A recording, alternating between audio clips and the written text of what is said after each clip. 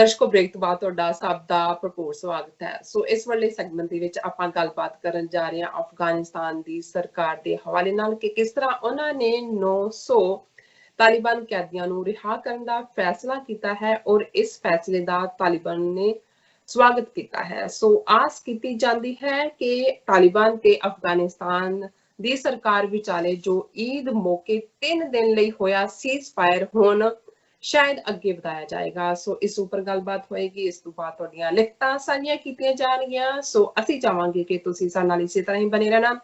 ਦੇਖਣ ਸੁਣਨ ਲਈ ਲਿਖਣ ਲਈ ਤੁਹਾਡਾ ਸਭ ਦਾ ਬਹੁਤ ਬਹੁਤ ਸ਼ੁਕਰੀਆ ਜੀ। ਡਾਕਟਰ ਸਾਹਿਬ ਕੀ ਵਿਚਾਰਾਂ ਨੇ ਤੁਹਾਡੀਆਂ?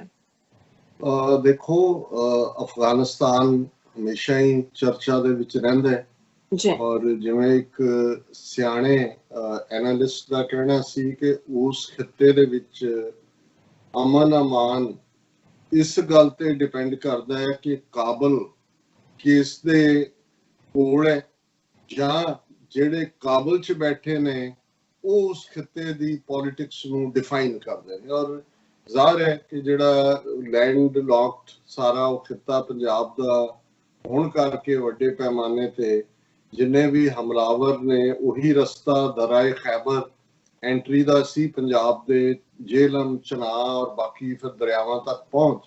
ਔਰ ਫਿਰ ਜੇ ਅਸੀਂ ਉੱਥੋਂ ਦੀ ਹਿਸਟਰੀ ਵੀ ਦੇਖੀਏ ਇਸ ਖਿੱਤੇ ਨਾਲ ਸੰਬੰਧਤ ਤਾਂ ਫਿਰ ਮਹਿਮੂਦ ਗਜ਼ਨਵੀ ਤੋਂ ਸ਼ੁਰੂ ਕਰਕੇ ਤੇ ਅਸੀਂ ਮੁਹੰਮਦ ਗੌਰੀ ਤੱਕ ਔਰ ਉਸ ਤੋਂ ਬਾਅਦ ਫਿਰ ਮੁਗਲ ਐਮਪਾਇਰ ਉਹ ਜਿਹੜਾ ਆਲਮੋਸਟ ਫਿਰ 250 ਪੌਣੇ 300 ਸਾਲ ਰਹਿੰਦਾ। ਸੋ ਕੁੱਲ ਮਿਲਾ ਕੇ ਅਫਗਾਨਿਸਤਾਨ ਅੱਜ ਦੀ ਡੇਟ ਦੇ ਵਿੱਚ ਤਾਂ ਪਿਛਲੇ ਅੱਧੀ ਸਦੀ ਨੇ ਉਸ ਖਿੱਤੇ ਨੂੰ ਹੀ ਡਿਫਾਈਨ ਨਹੀਂ ਕੀਤਾ ਕਿ ਭਾਈ ਦਿੱਲੀ 'ਚ ਕੌਣ ਬੈਠੇਗਾ ਜਾਂ ਪਾਕਿਸਤਾਨ ਦੀ ਪੋਲਿਟਿਕਸ ਨੂੰ ਜਾਂ ਉਹਨਾਂ ਦੀ ਸੁਸਾਇਟੀ ਨੂੰ ਕਿਵੇਂ ਪ੍ਰਭਾਵਿਤ ਕੀਤਾ। ਅਸੀਂ ਸਮਝਦੇ ਹਾਂ ਕਿ ਇਹ ਤਾਂ ਈਵਨ ਦੁਨੀਆ 'ਚ ਜਿਹੜੀ ਇਹਨਾਂ ਦੀ ਸੁਪਰ ਪਾਵਰ ਰਾਈਵਲਰੀ ਸੀ ਸੋਵੀਅਤ ਯੂਨੀਅਨ ਔਰ ਅਮਰੀਕਾ ਦੇ ਵਿਚਾਲੇ ਉਹਦਾ ਵੀ ਡਿਸਾਈਡਿੰਗ ਪੁਆਇੰਟ ਜਿਹੜਾ ਅਫਗਾਨਿਸਤਾਨ ਹੀ ਬਣਿਆ, ਕਿਉਂਕਿ ਅਫਗਾਨਿਸਤਾਨ ਦੇ ਵਿੱਚ ਸੋਵੀਅਤ ਯੂਨੀਅਨ ਦੀ ਡਿਫੀਟ ਸੀ ਜਿਹਨੇ ਇਵੈਂਚੁਅਲੀ ਸੋਵੀਅਤ ਯੂਨੀਅਨ ਨਾਂ ਦਾ ਮੁਲਕ ਦੁਨੀਆ ਦੇ ਨਕਸ਼ੇ ਤੋਂ ਹੀ ਜਿਹੜਾ ਹੈ ਉਹ ਮਿਟਾ ਦਿੱਤਾ।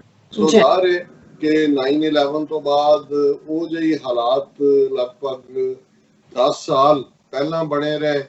ਫਿਰ ਹੁਣ ਅਸੀਂ ਕੁੱਲ ਮਿਲਾ ਕੇ ਦੇਖਦੇ ਹਾਂ ਕਿ ਇਹ 18-19 ਸਾਲ ਬਾਅਦ ਜਦੋਂ ਕਿ ਨੈਟੋ ਫੋਰਸਿਸ ਅਮਰੀਕਾ ਦੀ ਉੱਥੇ ਮੌਜੂਦਗੀ ਰਹੀ, ਉਹਨਾਂ ਨੇ ਆਪਣੇ ਢੰਗ ਦੇ ਨਾਲ ਉਸ ਸਾਰੀ ਸਿਚੁਏਸ਼ਨ ਨੂੰ ਡੈਮੋਕ੍ਰੇਸੀ ਦੇ ਨਾਂ ਥੱਲੇ ਜਾਂ ਉੱਥੇ ਸਿਵਿਲੀਅਨ ਐਡਮਿਨਿਸਟ੍ਰੇਸ਼ਨ ਖੜਾ ਕਰਨ ਦੇ ਨਾਂ ਥੱਲੇ ਆਪਣੇ ਢੰਗ ਨਾਲ ਉਹਨਾਂ ਨੇ ਇਸ ਨੂੰ ਹੈਂਡਲ ਕਰਨ ਦੀ ਕੋਸ਼ਿਸ਼ ਕੀਤੀ। ਬਟ ਇਵੈਂਚੁਅਲੀ ਜਿਹੜੀ ਫਿਰ ਕਿਸੇ ਵੀ ਸਰਜ਼ਮੀਨ ਦੀ ਖਸੂਸੀਆਤ ਹੁੰਦੀ ਹੈ ਜਾਂ ਜਿਹਨੂੰ ਅਸੀਂ ਧਰਤੀ ਦਾ ਖਮੀਰ ਕਹਿੰਦੇ, ਉਸੇ ਖਮੀਰ ਦੇ ਮੁਤਾਬਕ ਫਸਲਾਂ ਵੀ ਹੁੰਦੀਆਂ ਨੇ ਤੇ ਉਹ ਜੇ ਲੋਕ ਵੀ ਹੁੰਦੇ ਨੇ ਔਰ ਉਹੀ ਫਿਰ ਡਿਸਾਈਡ ਕਰਦੇ ਨੇ ਕਿ ਭਾਈ ਉਹਨਾਂ ਨੇ ਉਸ ਖਿੱਤੇ ਨੂੰ ਕਿੱਧਰ ਨੂੰ ਲਿਜਾਣਾ। ਸੋ ਅਫਗਾਨ ਜਿਹੜੇ ਫੀਅਰਸਲੀ ਇੰਡੀਪੈਂਡੈਂਟ ਨੇ ਉਹ ਲੜੇ। ਇਵੈਂਚੁਅਲੀ 18-19 ਸਾਲ ਬਾਅਦ ਇਹ ਗੱਲ ਇੰਟਰਨੈਸ਼ਨਲ ਕਮਿਊਨਿਟੀ ਨੇ ਇਨ ਜਨਰਲ ਔਰ ਅਮਰੀਕਾ ਔਰ ਨੈਟੋ ਨੇ ਇਨ ਪਾਰਟਿਕੂਲਰ ਰਿਅਲਾਈਜ਼ ਕੀਤੀ ਕਿ ਕੋਈ ਨਾ ਕੋਈ ਡੀਲ ਇਹਨਾਂ ਦੇ ਨਾਲ ਹੀ ਬਣਾਉਣੀ ਪਏਗੀ।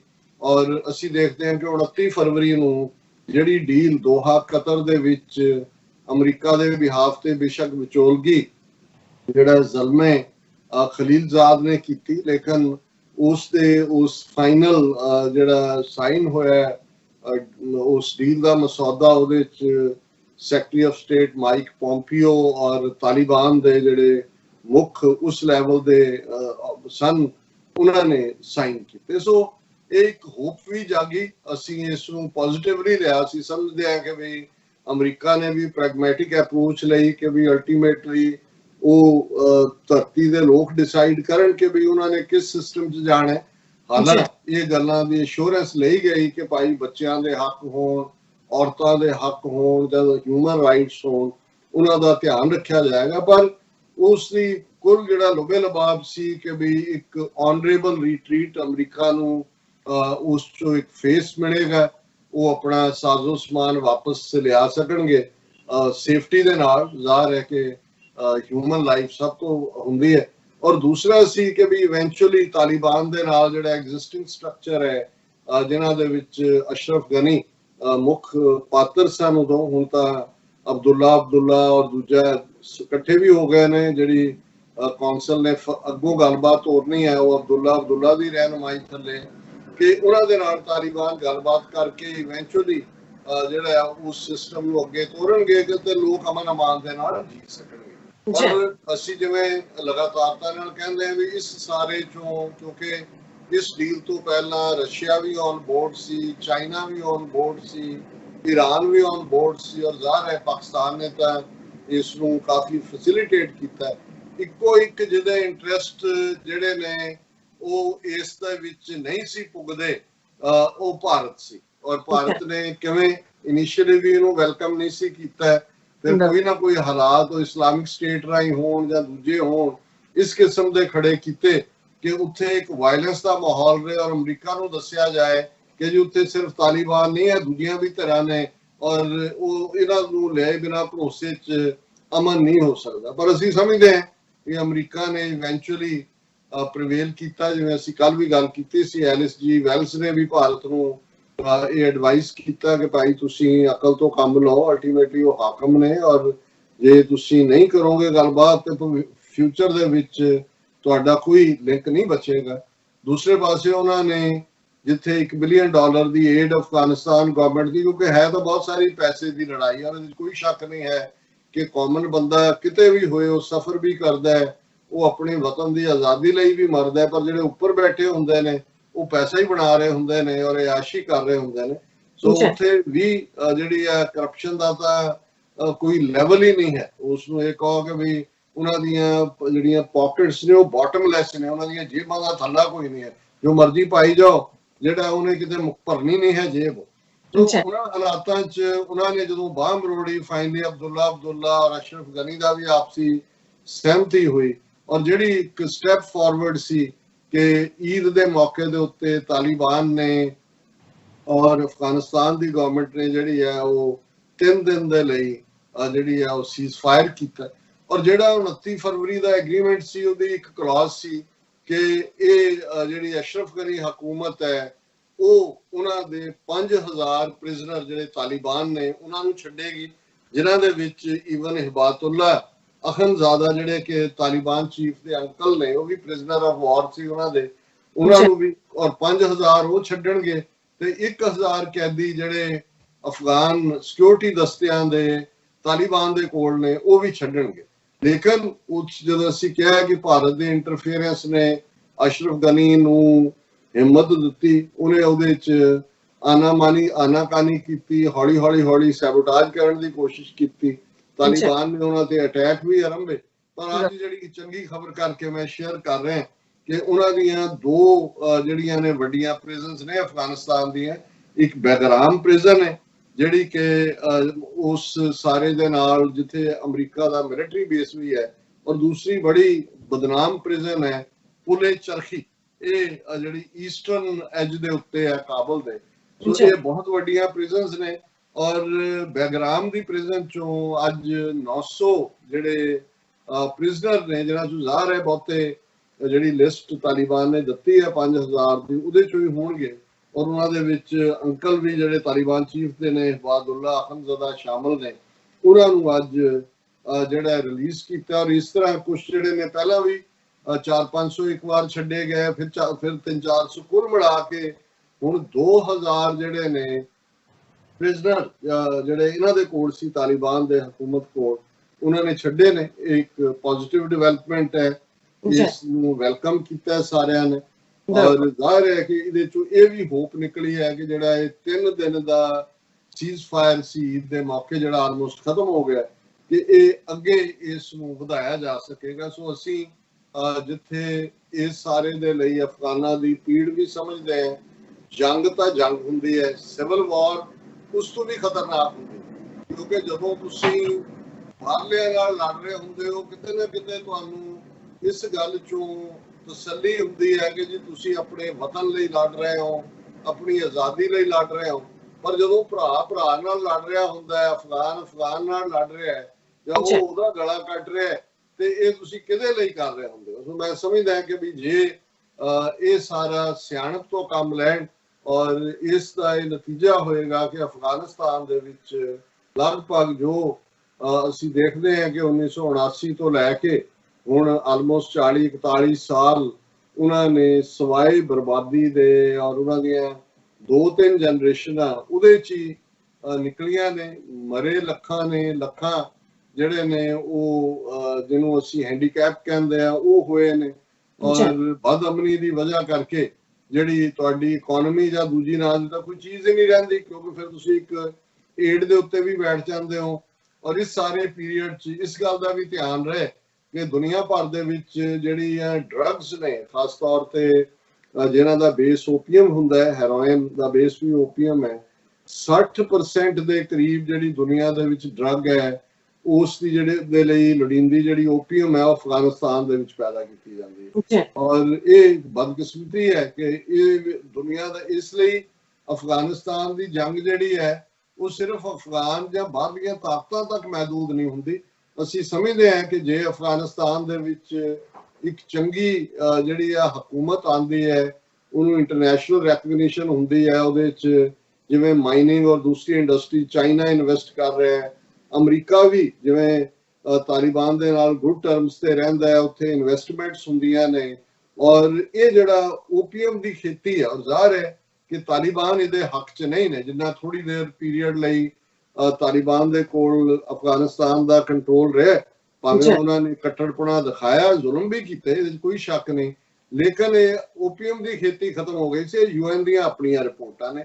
ਸੋ ਅਸੀਂ ਈਵਨ ਇਸ ਐਂਗਲ ਤੋਂ ਵੀ ਦੇਖਦੇ ਹਾਂ ਕਿ ਜੇ ਕੋਈ ਵੀ ਈਵਨ ਮਜ਼ਹਬ ਦੇ ਆਧਾਰਿਤ ਵੀ ਜੇ ਉੱਥੇ ਉਹ ਕੋਈ ਸਿਸਟਮ ਲਿਆਂਦੇ ਨੇ ਤੇ ਉਹਦੇ 'ਚ ਇਹ ਡਰੱਗਸ ਤੋਂ ਛੁਟਕਾਰਾ ਹੋ ਜਾਂਦਾ। ਇਕੱਲਾ ਅਫਗਾਨ ਲੋਕਾਂ ਦਾ ਨਹੀਂ, ਉਹ ਤਾਂ ਹੀ ਛੱਡਣਗੇ ਓਪੀਅਮ ਦੀ ਖੇਤੀ ਜੇ ਉਹਨਾਂ ਦੇ ਲਈ ਆਲਟਰਨੇਟ ਜਿਹੜੇ ਨੇ ਇਕਨੋਮਿਕਲ ਸੋਰਸ ਪੈਦਾ ਹੋਣਗੇ, ਤੇ ਉਹ ਉਦੋਂ ਹੀ ਪੈਦਾ ਹੋਣਗੇ ਜੇ ਉੱਥੇ ਅਮਨ ਅਮਾਨ ਹੋਏਗਾ। ਸੋ ਅਸੀਂ ਵੀ ਇਸ ਪੋਜ਼ਿਟਿਵ ਡਿਵੈਲਪਮੈਂਟ ਦੇ ਉੱਤੇ ਖੁਸ਼ੀ ਦਾ ਇਜ਼ਹਾਰ ਕਰਦੇ ਹਾਂ ਔਰ ਅਫਗਾਨ ਲੋਕਾਂ ਦੇ ਲਈ ਅਮਨ ਔਰ ਪ੍ਰੋਸਪੈਰਿਟੀ, ਖੁਸ਼ਹਾਲੀ ਦੀ ਦੁਆ ਕਰਦੇ ਹਾਂ ਜੀ। ਡਾਕਟਰ ਸਾਹਿਬ ਤੁਹਾਡਾ ਬਹੁਤ ਬਹੁਤ ਸ਼ੁਕਰੀਆ। ਹੁਣ ਅਸੀਂ ਆਪਣੇ ਦਰਸ਼ਕਾਂ ਦੇ ਜੋ ਮੈਸੇਜ ਨੇ, ਕਮੈਂਟਸ ਨੇ, ਉਹ ਆਪਾਂ ਰੀਡ ਕਰਨ ਲੱਗੇ ਹਾਂ। ਸੋ ਕੱਲ ਵਾਲੇ ਪ੍ਰੋਗਰਾਮ ਦੇ ਵਿੱਚ ਸਾਡੇ ਕੋਲ ਕਾਫੀ ਸਾਰੇ Facebook message and YouTube comments ਆਏ ਨੇ, ਸੋ ਅਸੀਂ ਸ਼ੇਅਰ ਕਰਨ ਜਾ ਰਹੇ ਹਾਂ। ਸੋ ਫੇਸਬੁੱਕ ਦੇ ਉੱਪਰ ਸਾਨੂੰ ਨਵਾਜ਼ ਚੌਧਰੀ ਲਿਖਦੇ ਨੇ, अस्सलाम वालेकुम डॉक्टर साहब, always listening you wherever I went, salam and adab to you and your team, watching you from somewhere in North Carolina. Pakistan zindabad, Kashmir zindabad, Khalistan zindabad, and now these days seem like many zindabad. Ji doctor साहब, जिंदाबाद जिंदाबाद जिंदाबाद। और बहुत बहुत शुक्रिया। मैं सगों फिक्रमंद सी कि काफी देर तो ਤੁਹਾਡੀ ਲਿਖਤ ਨਹੀਂ ਆਈ। ਸੋ ਤੁਸੀਂ ਨਾਰਥ ਕੈਰੋਲਾਈਨਾ ਔਰ ਉਸ ਪਾਸੇ ਹੋ, ਚਲੋ ਰੱਬ ਰਹਿਮਤ ਕਰੇ। ਔਰ ਜਦੋਂ ਤੁਸੀਂ ਵਾਪਸ ਮੁੜੋਗੇ ਫਿਰ ਅੱਗੋਂ ਗੁਫ਼ਤਗੂ ਹੋਏਗੀ। ਜੀ ਦੀਪ ਸਿੰਘ ਜੀ ਹਮੇਸ਼ਾ ਤਰ੍ਹਾਂ ਤੁਹਾਨੂੰ ਲਿਖਦੇ ਨੇ, ਆਜ਼ਾਦ ਪੰਜਾਬ, ਆਜ਼ਾਦ ਕਸ਼ਮੀਰ। ਐਂਡ ਸਾਨੂੰ ਮੇਘਰਾ ਸਿੰਘ ਜੀ ਦੀ ਜੋ ਇੱਕ ਬਹੁਤ ਹੀ ਵਧੀਆ ਪੋਇਮ ਹੈ ਉਹ ਹਾਸਲ ਹੋਈ ਹੈ ਫੇਸਬੁੱਕ ਦੇ ਥੱਲੇ। ਇਹ ਲਿਖਦੇ ਨੇ ਜਿਸ ਤਰ੍ਹਾਂ ਕਿ ਪਿਛਲੇ ਦਿਨੀ ਸਾਡੇ ਮੁਸਲਮਾਨ ਵੀਰ ਭੈਣਾਂ ਦਾ ਜੋ ਮੁਬਾਰਕ ਦਿਨ ਸੀ, ਈਦ, सो इसके ऊपर उन्होंने लिखा है सानू। तो उन्होंने लिखा कि आओ हम सब मिलकर ईद की खुशियां मनाएं, आओ हम सब मिलकर ईद की खुशियां मनाएं, कुरान के सच्चे पैगाम को पूरे विश्व में फैलाएं, नफरत की जो दीवारें खड़ी हैं उनको मिलकर गिराएं, गरीबों और मजलूमों को अपने हाथों से खाना खिलाएं, नफरत फैलाने वालों को भी प्यार से जीना सिखाएं, धर्म के नाम पर लूटने वालों से अपने आप को बचाएं, हार्ड मास हम सबके एक जैसे हैं इस बात को सबको बताएं, मोहम्मद साहब के सच्चे और ईमानदार बच्चे बनकर दिखाएं। मेघराज सिंह जी बहुत शुक्रिया। और तुसी सचमुच अपने जज्बातां नूं ही नहीं, सारी कौम दे जज्बातां नूं जिहड़े इस वार रमजान के महीने और ईद के मौके सिख कौम ने दुनिया भर जी मुसलमानों प्रति गुडविल का इजहार किया, इन्हां जज्बातां की तर्जमानी है। मैं एक HM शाहीन ऑफिशियल तो उन्हां दी लिखत सी, उन्होंने कहा कि जी सरदार जी एक सैड न्यूज़ फॉर पाकिस्तान है कि इंडियन पंजाब विच एंटाई पाकिस्तान पंजाबी मूवी बनाई गई है जिहदा नाम लॉकडाउन सेव अमृतसर है।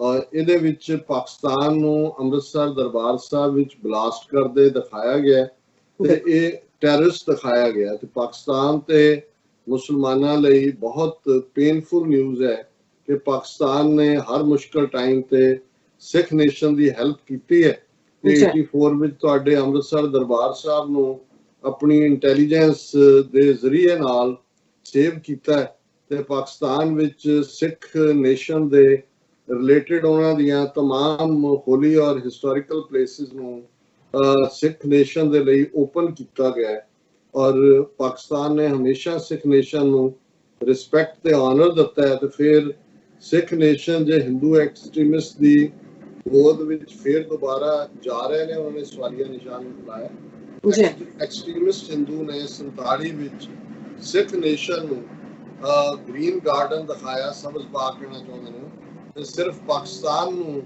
ਨੁਕਸਾਨ ਪਹੁੰਚਾਇਆ ਬਾਕੀ ਸਿੱਖ ਨੇਸ਼ਨ ਨੂੰ ਵੀ ਬਹੁਤ ਜ਼ਿਆਦਾ ਜਿਹੜਾ ਉਹ ਸਮਝਦਾਰੀ ਦੀ ਬਹੁਤ ਜ਼ਿਆਦਾ ਤਕਲੀਫ ਔਰ ਨੁਕਸਾਨ ਦਿੱਤਾ ਮਿਸਟਰ ਸ਼ਾਹੀਨ ਜੀ ਮੈਂ ਸਮਝਦਾ ਵੀ ਤੁਸੀਂ ਕਾਫੀ ਸਿਆਣੇ ਲੱਗਦੇ ਹੋ ਕਿਉਂਕਿ ਤੁਸੀਂ ਸਾਰੇ ਹੀ ਪੁਰਾਣੇ ਹਵਾਲੇ ਦਿੱਤੇ ਨੇ ਔਰ ਪਰ ਜਿਸ ਮੁਲਕ ਦੇ ਵਿੱਚ ਉਹਨਾਂ ਦੇ ਸੀਰੀਅਲ ਉਹਨਾਂ ਦੀਆਂ ਫਿਲਮਾਂ ਉਹਨਾਂ ਦੇ ਦੂਜੇ ਸਿੱਖਾਂ ਦਾ ਮਜ਼ਾਕ ਉਡਾ ਰਹੇ ਹੋਣ ਉਹ ਭਾਵੇਂ ਅੱਗੇ ਰੱਖਣ ਵਾਲੇ ਨਾ ਮੁਸਲਮਾਨ ਨਾ ਹੋਣ ਜਾਂ ਸਿੱਖ ਹੋਣ ਤੇ ਤੁਸੀਂ ਇੱਕ ਕਿਸੇ ਜਿਹਨੇ ਕੋਈ ਇਸ ਕਿਸਮ ਦਾ ਕੀਤਾ ਜਾਂ ਬਣਾਇਆ ਉਹਨੂੰ ਲੈ ਕੇ ਤੁਸੀਂ ਸਾਰੇ ਸਿੱਖ ਨੇਸ਼ਨ ਨੂੰ ਆਪਣੇ ਅਹਿਸਾਨ ਗਿਣਾਣੇ ਸ਼ੁਰੂ ਕਰ ਦਿੱਤੇ ਨੇ ਇਵੇਂ ਨਹੀਂ ਹੁੰਦਾ ਭਰਾਵਾਂ ਦਾ ਕੋਈ ਅਹਿਸਾਨ ਵੀ ਨਹੀਂ ਹੁੰਦਾ ਭਰਾ ਹੁੰਦੇ ਨੇ ਔਰ ਮੇਰਾ ਖਿਆਲ ਹੈ ਵੀ ਅਸੀਂ ਸਾਰੇ ਹੀ ਉਸ ਦੁਸ਼ਮਣ ਨੂੰ ਸਮਝੀਏ ਔਰ ਮੈਂ ਜਦੋਂ ਕੱਲ ਜ਼ਿਕਰ ਕੀਤਾ even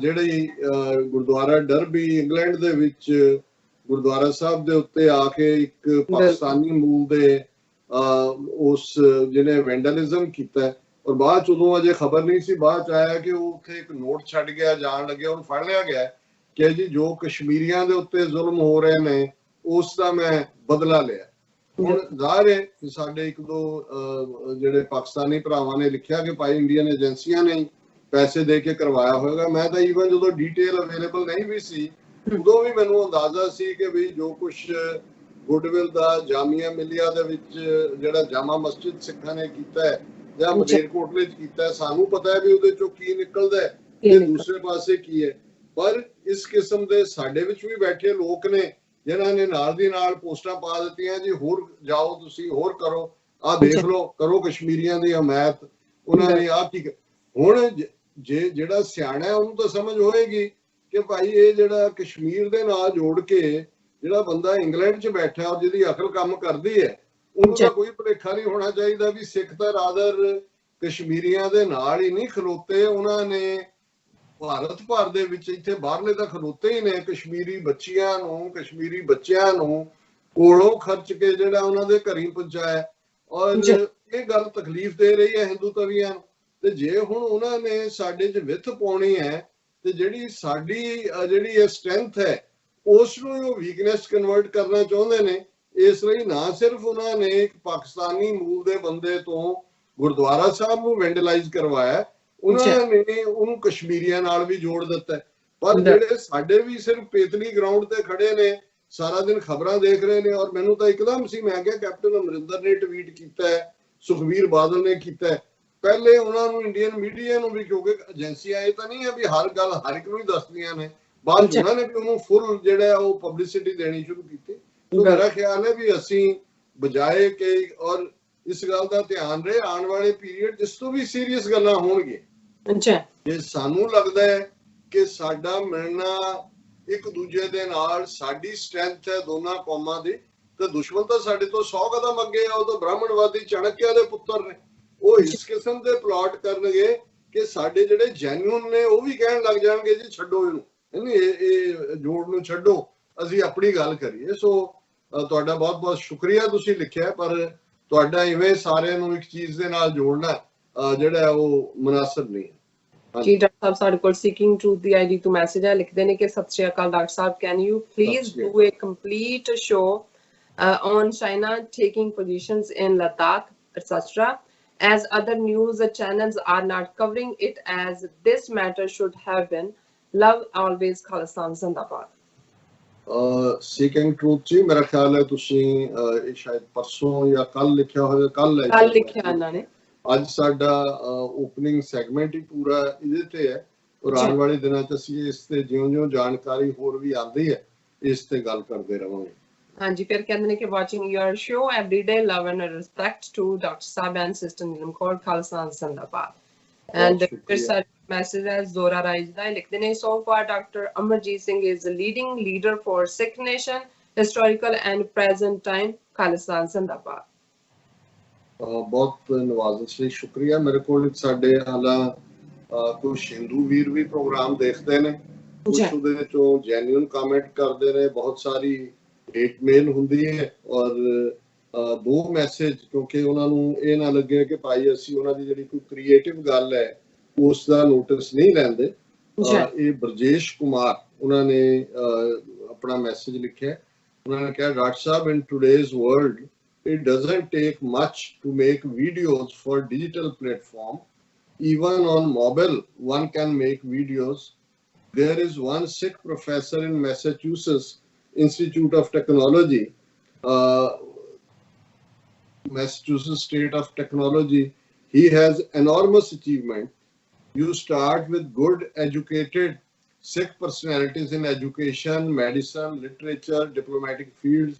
There are historic personalities. Start something on Sikh dynasty in Punjab, how it created wealthiest empire by selling agriculture products and other items after winning key silk trade route centers like Ladakh, Kargil, Herat. Amritsar was Asia's biggest grain market. Start movement to give Bhagat Singh his proper place in history. There are many of them.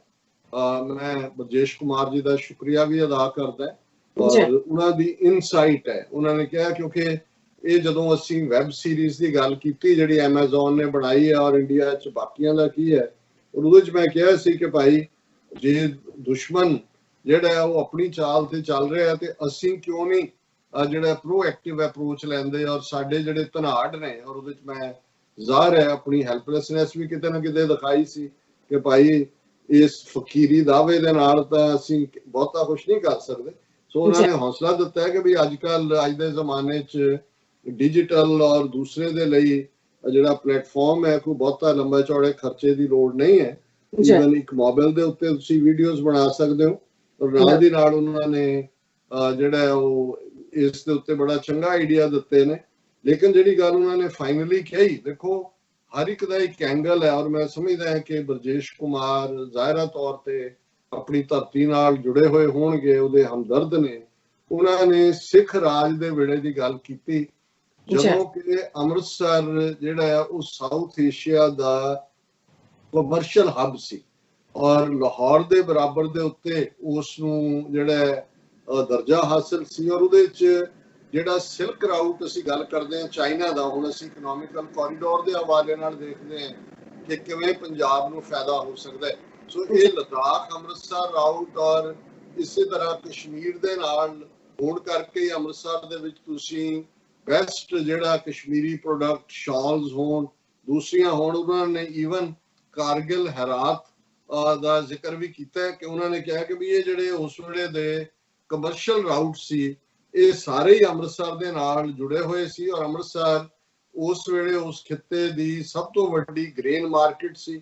ਔਰ ਨਾਲ ਦੀ ਨਾਲ ਉਹਨਾਂ ਨੇ ਕਿਹਾ ਕਿ ਭਾਈ ਜਿਹੜੇ common hero ਨੇ, ਔਰ ਜ਼ਾਹਿਰ ਹੈ ਭਗਤ ਸਿੰਘ ਉਹਨਾਂ ਦਾ ਜਨਮ ਲਾਇਲਪੁਰ ਚ ਹੁੰਦਾ ਹੈ, ਔਰ ਉੱਥੇ ਉਹਨਾਂ ਨੂੰ ਯਾਦ ਵੀ ਕੀਤਾ ਜਾਂਦਾ ਹੈ, ਸਿੱਖਾਂ ਦੇ ਵਿੱਚ ਵੀ ਹੈ। ਔਰ ਕੁੱਲ ਮਿਲਾ ਕੇ ਭਗਤ ਸਿੰਘ ਇੱਕ ਸਾਂਝ ਦਾ ਪ੍ਰਤੀਕ ਵੀ ਹੈ। ਵੱਖਰੀ ਗੱਲ ਹੈ ਕਿ ਬਹੁਤ ਵਾਰ ਜਿਹੜੀਆਂ ਕਰਪਟ ਪੋਲੀਟੀਕਲ ਪਾਰਟੀਆਂ ਉਹ ਕਾਂਗਰਸੀ ਹੋਣ, ਅਕਾਲੀ ਹੋਣ, ਕਮਿਊਨਿਸਟ ਹੋਣ, ਆਪਣੇ ਸਿਆਸੀ ਹਿੱਤਾਂ ਦੇ ਲਈ ਜਿਹੜਾ ਉਹ ਖਿੱਚੋਤਾਨ ਕਰਦੇ ਨੇ, ਹਰ ਕੋਈ ਆਪਣਾ ਦਾਅਵਾ ਠੋਕਦਾ ਹੈ, ਪਰ ਜਿਹੜਾ ਅਲਟੀਮੇਟਲੀ ਜਿਹੜਾ ਇਹਨਾਂ ਰੈਵੋਲੂਸ਼ਨਰੀਜ਼ ਦੇ ਅੰਦਰ ਅੱਗ ਸੀ ਸਮਾਜ ਦੇ ਵਿੱਚ ਬਰਾਬਰੀ ਦੀ, ਹਰ ਇੱਕ ਨੂੰ ਇਨਸਾਫ ਔਰ ਹੱਕ ਮਿਲਣ ਦੀ, ਉਹ ਤਾਂ ਸਾਰੇ ਸਿਸਟਮ ਚ ਉੱਥੋਂ ਨਿਕਲੀ ਨਹੀਂ ਹੈ।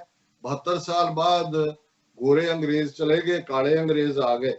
ਸੋ ਬਹੁਤ ਬਹੁਤ ਸ਼ੁਕਰੀਆ ਬਰਜੇਸ਼ ਕੁਮਾਰ ਜੀ, ਤੁਸੀਂ ਪ੍ਰੋਗਰਾਮ ਦੇਖਿਆ ਵੀ ਹੈ ਔਰ ਇਸ ਤੇ ਕਮੈਂਟ ਵੀ ਕੀਤਾ। ਇਸੇ ਤਰ੍ਹਾਂ ਸਾਡੀ ਬੀਬੀ ਸੁਸ਼ਮਾ ਸ਼ਰਮਾ, ਉਹਨਾਂ ਨੇ ਜਿਹੜੇ ਸਾਡਾ ਕਮੈਂਟ ਸੀ ਉਹਦੇ ਤੋਂ ਉਹਨਾਂ ਨੇ ਲਿਖਿਆ ਹੈ ਕਿ there are bad people and criminals in every community and religion, कि हर मजहब और कौम ਦੇ ਵਿੱਚ ਮਾੜੇ ਲੋਕ ਹੁੰਦੇ ਨੇ।